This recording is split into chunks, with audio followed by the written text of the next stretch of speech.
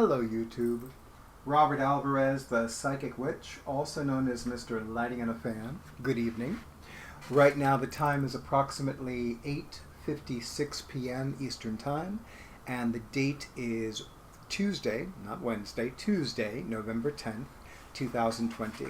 Right now the moon is waning in Virgo and the sun is transiting in Scorpio.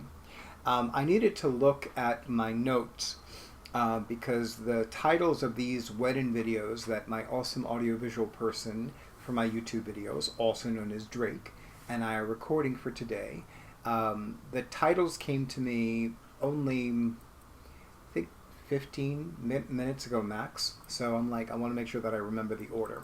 So this video, I'm going to check again, is officially entitled #WEDIN Day 13 Witchy No Matter How. So, I want to address a few things. So, how many of you in YouTube land that are practicing witchcraft or magic, or that are witches, pagans, or magical practitioners, how many times have you been told that you must have this tool to make magic? Not necessarily true. How many of you have been told that you must have a wand? That you need to have a wand to make magic?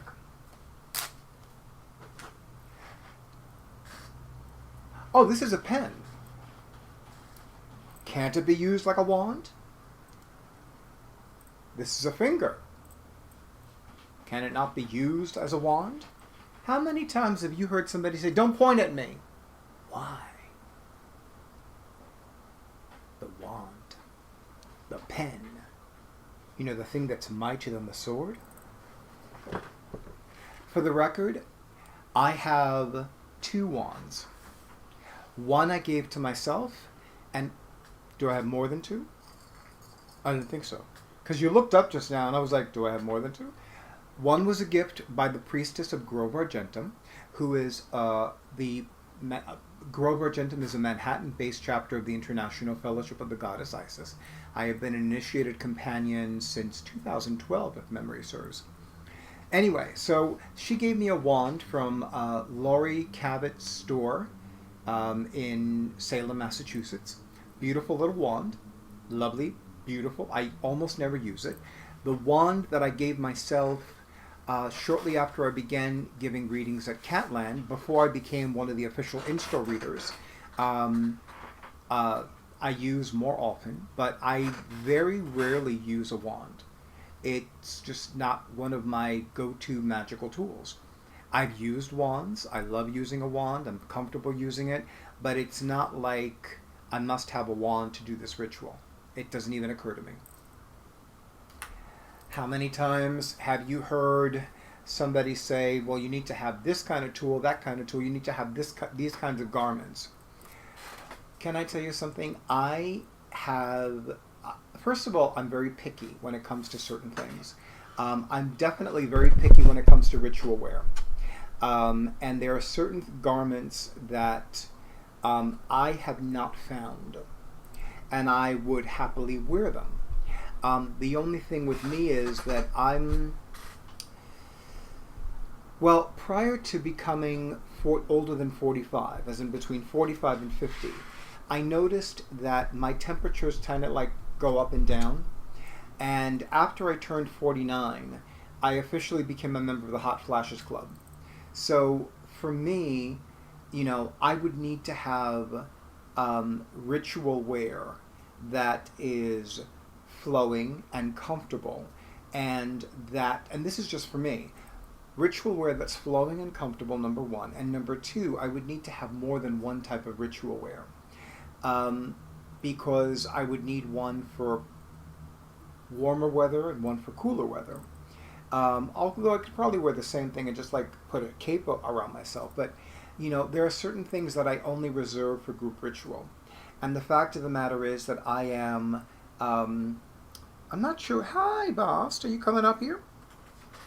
I guess not. Okay, that's fine. Oh, well. Oh, you are coming up here. Or not. Okay. We'll find out eventually. You know, so that's one of my other things. Like, I'm not necessarily a closet nudist, but I definitely, and y'all seen me. Y'all know I love wearing clothes. Y'all know I love being clothed. But when it comes to ritual work and spellcraft, especially in my own home, and especially as a solitary, I find it very convenient and very comfortable to be fully nude. It's not an issue with me. I love my body a whole lot more. I love feeling comfortable in my body. I love feeling comfortable in my skin. And I find it is one less thing for me to worry about and focus on. Because I'm doing a ritual and I'm by myself. And, it's like, why am I going to dress up? I mean, I could if I wanted to, but then I would need to think about, well, what kind of clothes can I wear that match the intention of my spell? And, personally, I'd rather not invest my mental energy with that. I'd rather not invest my magical energy in that. I absolutely could. But then it would require a little bit more thought. And then I would feel like I'm not in the moment. I'm not like in that moment of like, I'm focused, I'm intent, my heart is pure, my mind is clear, let's make magic. So for me, it's like if I'm engaging in ritual work and spellcraft, whether I'm doing it for myself or for a client, I'm almost always nude. When I'm not nude, it's because I'm outside and I'm doing something. But that's another story. And then, of course, the one thing that I'm going to say with regards to witchcraft is give yourselves permission. And it doesn't matter at what level of witchcraft you are. Whether you are a novice witch, a seasoned witch, or a weathered witch, it doesn't matter. I feel that you have the right to make magic your own. I feel that you absolutely have the right to say, you know what, I'm going to do this a little bit differently. I'm going to tweak this here, tweak this there, and then it's like, make it happen. I have found that there are certain things that work for me, and I have found that there are certain things that I do an experiment with. Like, let's see how this goes. I don't endanger myself or others. I certainly don't do something that I don't feel uncomfortable doing. But there are times when it's like, you know what, I'm going to test the waters, if you will, and then make some magic with that. And again, ultimately, you absolutely have both the right and the responsibility to make magic your own.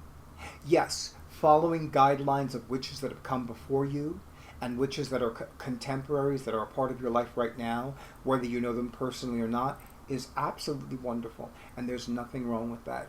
And when you achieve a particular level of confidence and or intuitive guidance, then it's like, you know what, I can do this. Like, for example, when it came to the first time I made my own incense, I could have learned how to roll up sticks. I could have learned how to roll up, cones. But I really didn't want to do that. What I wanted to do was use the herbs, and then what I wanted to do was mix them in a mortar and pestle that is specifically set aside for grinding herbs for ritual work and spellcraft, and burn them on large charcoal discs. And that's exactly what I did.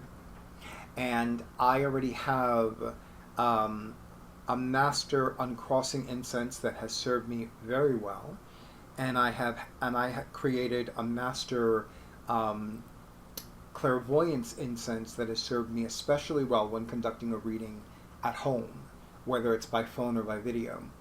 My next project is a master prosperity incense, and I'm already... It's funny because I pretty much know a lot of different herbs for prosperity, but I want to see what grabs my attention the next time I go to Catland to pick up some stuff. But in the meantime, YouTube, just remember that for those of you who are witches, whether you are novice witches, seasoned witches, or weathered witches, you can absolutely make magic no matter when. You can have this, you don't have to have that. You can make the magic anytime. Day or night, weeknights, weekends, holidays, double days, etc., etc., etc. Thank you so much for honoring who I am and what I do. Thank you for the likes, for the shares, for the comments, for the subscriptions. Thank you to all of you who have been scheduling your sessions. Thank you to all of you who have been wedding along with me. And thank you to Ember HoneyRaven, the Big Fat Witch, for coming up with this wonderful idea for a YouTube tag-along, which it's not really a YouTube tag, it's just a YouTube challenge, if we're going to get technical about it.